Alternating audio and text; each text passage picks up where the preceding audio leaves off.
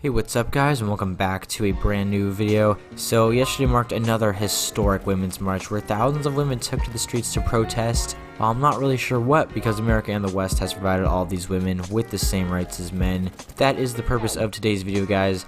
I'm getting explaining why I think that the Women's March is just dumb and kind of pointless, because none of these women are actually focusing on real problems of inequality for women around the world, while I'm also going to debunk some common misconceptions about women in America, specifically in the workforce. Okay, so the main reason why I believe the entire Women's March is not really an authentic march for women's rights is due to the fact that Middle Eastern countries, African countries, other countries in the third world are never brought up to be criticized for the mistreatment of women. I never hear this from any of the leaders of the march, nor any people protesting. I never hear any of this. And one of the greatest offenders to women is Iran. Under Iranian law, women are legally bound to obey the husband, as he is the head of household. A married woman cannot leave the country without the husband's permission. Unmarried men can have as many sexual partners as they want, but women can't. And in a legal dispute, a woman witness's testimony is half as valuable as a man. They're literally seen as half a man. Iran even has religious police. They can detain women for not adhering to strict Islamic dress code. In Saudi Arabia, while there have been advances for women, albeit slowly, women still cannot freely play sports. They must also strictly adhere to a dress code. Women cannot interact with men for long periods of time, and public areas are often segregated, and women can't even try on clothes when they're shopping. Like, imagine not being able to do that in the US. That would be absolute madness for all the women here.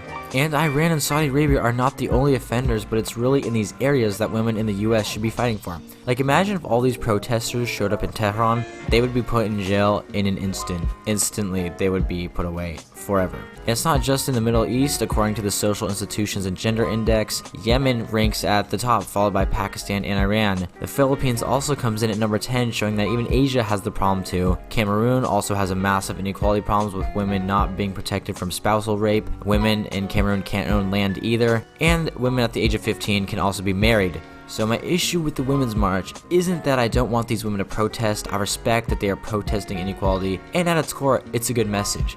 However, I just wish the leaders and the protesters would recognize that if they really wanted to address severe inequality and actual oppression of women, then I would call it the Middle Eastern countries, call it the African countries, even call it the Philippines and some Southeast Asian countries. And the fact that they only tend to focus on the US shows, whether it's by pure ignorance or not, that their march is just not genuine.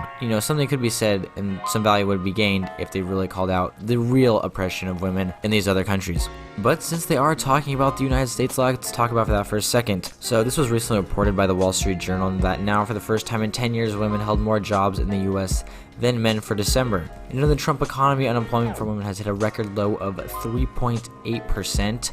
So also really good. If Trump hated women, don't you think he would try to make an economy that would make it harder for women to, work? As far as education, women are also more likely to be college educated than men. And the biggest talking point, the gender pay gap, is just a misrepresentation of statistics. And what the pay gap is really from is occupational choices, education, and work experience. So not only does the Women's March not address much more severe oppression in other countries, but even right now women are seeing huge economic gains under Trump's economy. So yes, the Women's March, in my opinion, is dumb, it's disingenuous.